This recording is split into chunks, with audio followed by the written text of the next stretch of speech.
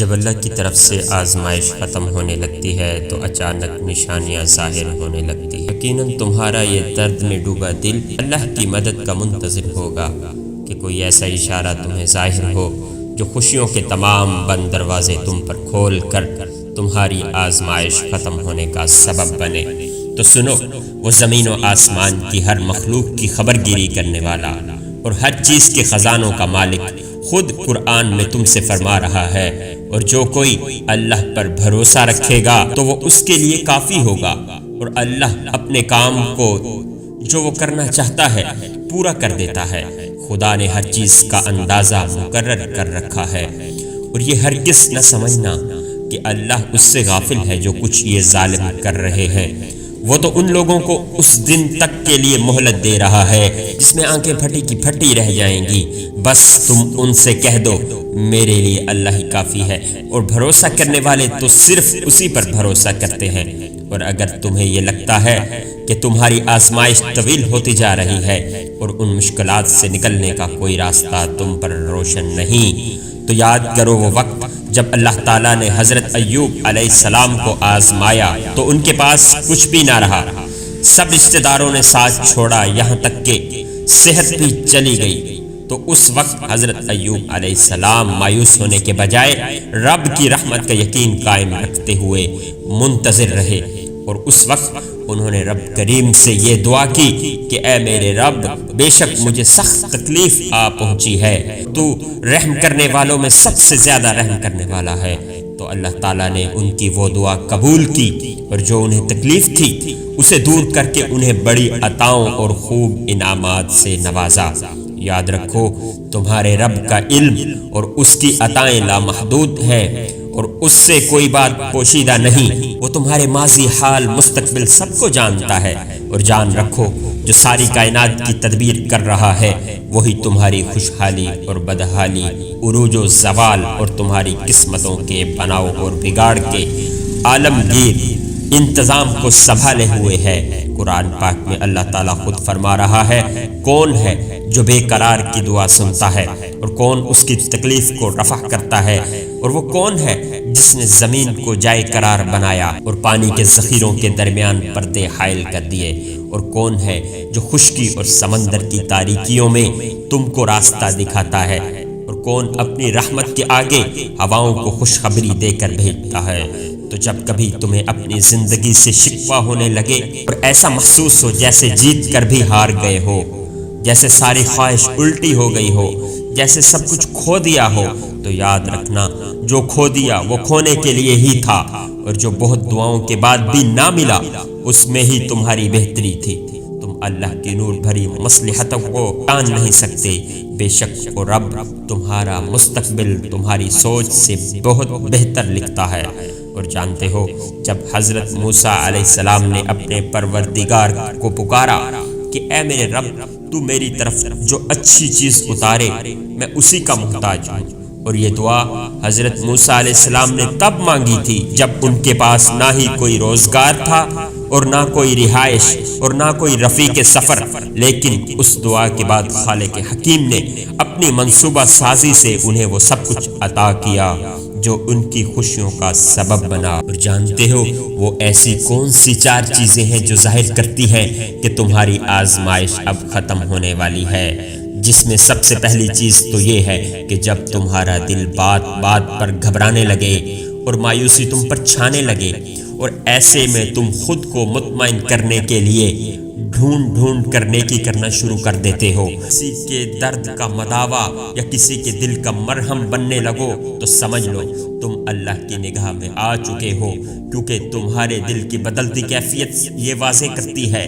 کہ تمہارے غم اب خوشیوں میں بدلنے والے ہیں۔ اللہ تعالیٰ خود قرآن میں تمہیں اس کا اشارہ دے رہا ہے، اور بھلائی تو انہی کے لیے ہے جنہوں نے اس دنیا میں بھلائی کی ہو، اور اللہ کی زمین بہت وسیع ہے، اور جو لوگ صبر سے کام لیتے ہیں ان کا ثواب انہیں بے حساب دیا جائے گا۔ اور جانتے ہو دوسری کیا خاص نشانی ہے جو تمہاری آزمائش کو دور کر کے تمہیں خوشیوں سے قریب کرنے لگتی ہے، کہ جب تم انتقام کی قدرت ہونے کے باوجود معافی اور درگزر سے کام کر کے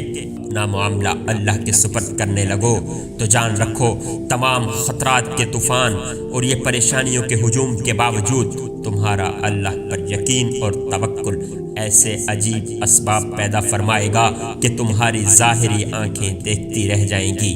یاد کرو وہ وقت جب حضرت موسیٰ علیہ السلام نے انتقام کی قدرت رکھنے کے باوجود اپنے بھائیوں کو ندامت سے بچانے کے لیے اپنے ساتھ کیے گئے ظلم کو شیطان کی طرف منسوب کیا اور اپنے بھائیوں کو معاف کر کے انہیں شرمندگی سے بچا لیا۔ اللہ فرماتا ہے، اے لوگو جو ایمان لائے ہو اپنی فکر کرو، کسی دوسرے کی گمراہی سے تمہارا کچھ نہیں بگڑتا اگر تم خود راہ راست پر ہو، اور میرے بندوں سے کہ لوگوں سے ایسی باتیں کیا کریں جو پسندیدہ ہوں، کیونکہ شیطان بری باتوں سے ان میں فساد ڈلوا دیتا ہے، اور کچھ شک نہیں کہ شیطان انسان کا کھلا دشمن ہے۔ اور جانتے ہو تمہارے رب کی نگاہ التفات کو جو چیز تمہاری طرف سب سے زیادہ مائل کرتی ہے وہ تمہارا مشکل وقت میں اپنی حاجات کے لیے اسی سے مدد طلب کرنا ہے اور اسی کی طرف ہاتھ پھیلانا ہے، کیونکہ جب تم دعا کے لیے ہاتھ اٹھاتے ہو تو تمہارے دل کی کیفیت آہستہ آہستہ بدل کر خالق سے گفتگو کرنے لگتی ہے، تمہیں ہدایت کے اس روشن رستے پر لے آتی ہے جسے صراط مستقیم کہتے ہیں۔ اور اگر تمہارے اندر یہ دو چیزیں ظاہر ہونے لگیں تو سمجھ لو یہ اس بات کا واضح اشارہ ہے، اللہ عنقریب تمہاری آزمائش کو راحتوں میں بدلنے والا ہے، کہ جب تم خوابوں کی دنیا میں خواہشات کی خریدار بننے کے بجائے حقیقت کی دنیا میں رہ کر اپنے حال پر مطمئن رہنے لگتے ہو۔ اللہ تعالیٰ خود فرماتا ہے، اللہ تعالیٰ خود قرآن پاک میں فرماتا ہے،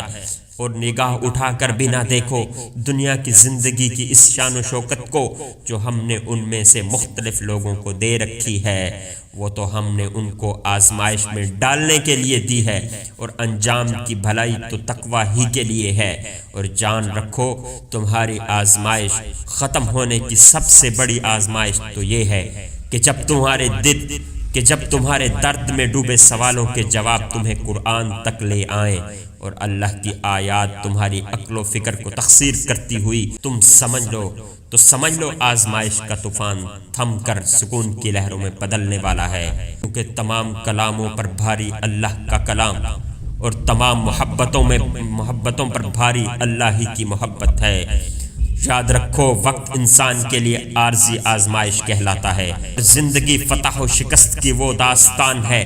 جس میں ہر موڑ سے ایک نئی کہانی شروع ہوتی ہے۔ مطمئن ہو جاؤ تمہارا رب تمہاری حفاظت اور حمایت پر قادر ہے، اور اس کا صرف ایک اشارہ تمہاری زندگی کے تپتے صحرا کو نخلستان میں بدل دے گا۔ قریب تمہارے پھیلے دامن اور تمہارے دل کے آنگن کو خوشیوں سے بھر کر عطاؤں کے معجزات کرنے والا ہے۔ یا اللہ آپ میری امید نہیں میرا یقین ہے، یا اللہ میرے دل کو منافقت سے، میرے عمل کو دکھاوے سے، میری زبان کو جھوٹ سے اور میری آنکھوں کو خیانت سے پاک کر دے۔ ہم آزمائشوں کے قابل نہیں ہیں، ہمیں بس اپنی رحمتوں سے نواز دے۔ یا اللہ ہم سب مسلمانوں کی نیک دعاؤں کو قبول فرما۔